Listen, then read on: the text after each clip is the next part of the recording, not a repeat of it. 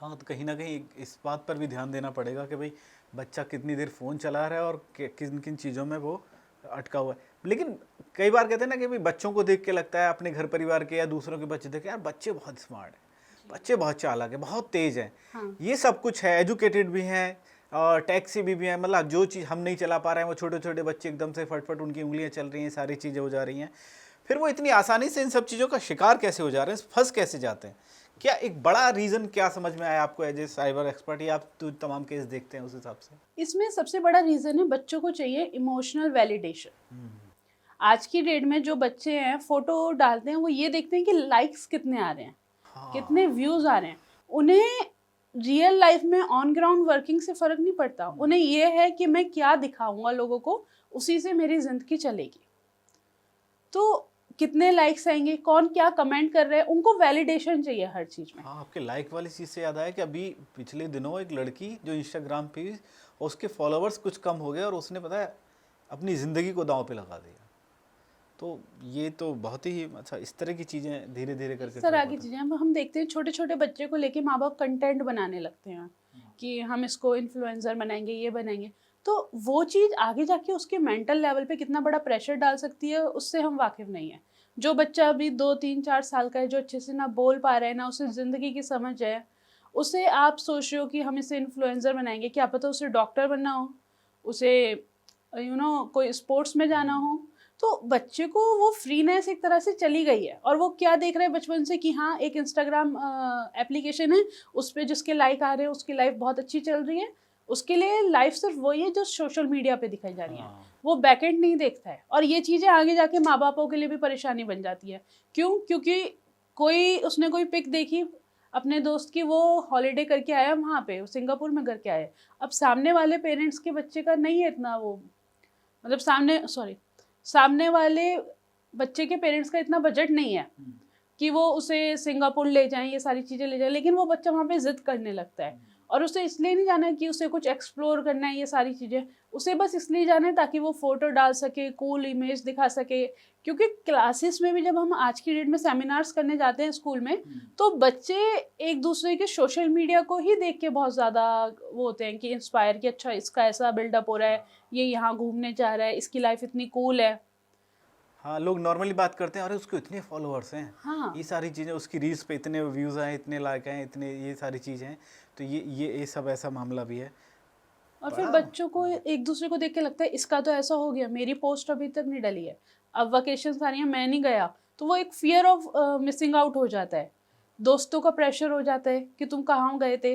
पहले होता था बच्चे कुछ भी बोल देते थे, अब क्या बोलते हैं अगर तू गया होगा तो तूने फोटो डाली होगी। हाँ, ये चीज़ें रहती हैं। बच्चा जाता है, चीज़ें भी ऐसी ऑर्डर करेगा रेस्टोरेंट में जो उससे खाई नहीं जाएँगी, पर वो इसलिए ऑर्डर करेगा क्योंकि वो उसे बहुत फैंसी लगती हैं। फ़ोटो खींच के डालूँगा, मेरे दोस्तों में मेरी इमेज बढ़ जाएगी, ये सारी चीज़ें हैं।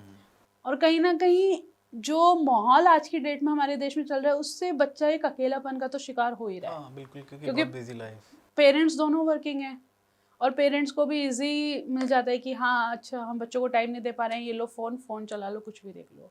इस तरह से। हाँ, और जब ये जो आपने बताया कि वो रील्स बनाने का एक सिलसिला चल गया है, या एक थोड़ा ना ट्रेंड आ गया, फैशन सा भी आ गया कि माँ-बाप भी बच्चों के साथ रील्स बना रहे हैं। फिर बच्चों को वो एक ना उनके दिमाग में एक चीज़ घर कर जाती है, भई इसमें एक्सप्लोर भी है, इसमें कोई म्यूज़िक पे कर रहा है तो उनको गीत संगीत वाला भी वो चस्का भी लग रहा है, फ़ोटो, वीडियो, ऑडियो, और फिर वो देखते हैं कि हाँ, इसमें नेम फेम वाली चीज़ें हैं, तो फिर वो धीरे-धीरे जैसे बड़ा हो रहा है, ये सारी चीज़ें थी। लेकिन इस सब चीज़ में एक और चीज़ है, एक एंगल और है कि भाई हम समाज में, सोसाइटी में रहते हैं, लड़कियों को तमाम सलाह देते हैं, खासकर महिला बेटी लड़कियों को, कि भाई आप ऐसे रहो वैसे रहो। लेकिन कई केस में मैंने ऐसे देखा कि लड़कियां इजी टारगेट हो जाती हैं, या वो बन जाती हैं उन सबके टारगेट में। तो जैसे गाजियाबाद वाले केस में भी थी, वो जी। 3 बहनें थी, वो तीनों उसमें फंस गई और आखिरकार वो ज़िंदगी उनकी चली गई। तो क्या गर्ल्स को स्पेशली टारगेट किया जाता है, और क्यों गर्ल्स जो है जल्दी आसानी से टारगेट हो जाती हैं, बन जाती हैं? गर्ल्स का ना बचपन से जो पहले का टाइम था उसमें ये कहते थे कि तुम्हारा कोई राजकुमार आएगा, ये सारी चीज़ें। हाँ, वो अब कहानी बच्चे सुना दी गई। फ़ोन देखते हैं, अगर मैं किसी लड़की के नाम से आईडी बनाऊँगी, तो मुझे जो शुरू की रील्स आएँगी ना, वो मैक्सिमम इस तरह की आएँगी कि उसमें क्यूट कपल है, वो डांस कर रहे हैं, ये सारी चीज़ें हैं।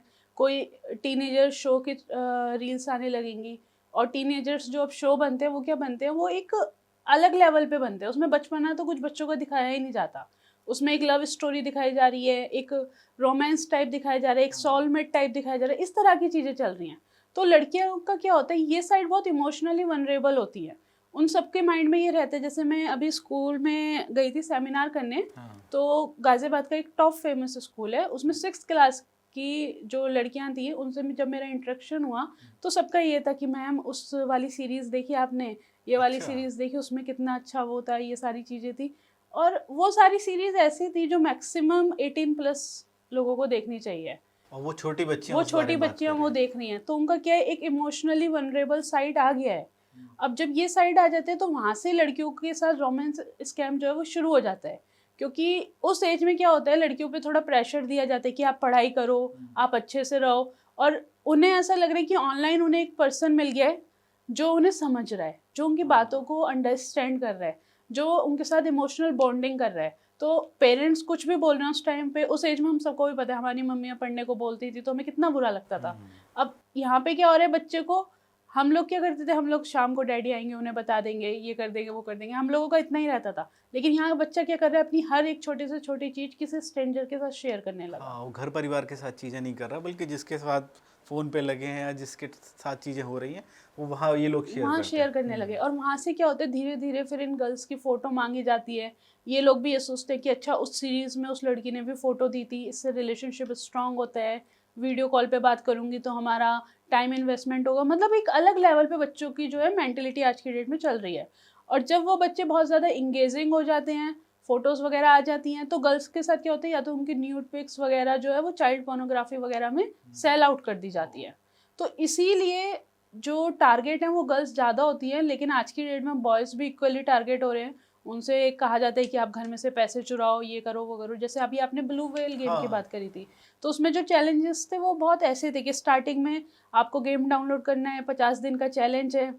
स्टार्टिंग में आपसे नॉर्मल चीज़ें कराएंगे कि आज आप मैगी बनाओ, आज आप 3 बजे उठ के सबको गुड मॉर्निंग मैसेज भेजो, ये सारी चीज़ें करो। फिर एक दिन बोलेंगे कि पेरेंट्स के वॉलेट में से सिर्फ आप 200 रुपये चुराओ, और फिर वो अच्छा। आपको वापस रख देना। इस तरीके से एक सामने वाले को किक देते हैं, और कब वो चीज़ बड़ी चोरी पे या उनकी ज़िंदगी लेने पे आ जाता है वो खुद नहीं जानते। तो इसी से जुड़ा हुआ मेरा आपसे एक सवाल ये है कि ये जब इस तरह की चीज़ें हो जाती हैं, मतलब बहुत सारी, एक तो आप इमोशनली किससे अटैच हो गए, कुछ फिर प्राइवेट फ़ोटोज़ और इन सब चीज़ों के ज़रिए हो गए, कुछ फीलिंग्स के ज़रिए हो गए। तो कब ऐसी स्थिति आ जाती है इन सब चीज़ों के उसमें कि भाई फिर वो एक डेंजर बन जाता है? जब इसमें स्टेज होती है ट्रस्ट मेकिंग की। अब बच्चों से वो इस तरह से बातें करते हैं, अगर तुम्हें मुझे पे विश्वास है तो तुम मुझसे अपना मोबाइल का OTP शेयर कर दो। ओह! तो उन्हें लगता है, उन्हें इतनी समझ नहीं है कि एक OTP से क्या हो जाएगा, क्या नहीं होगा।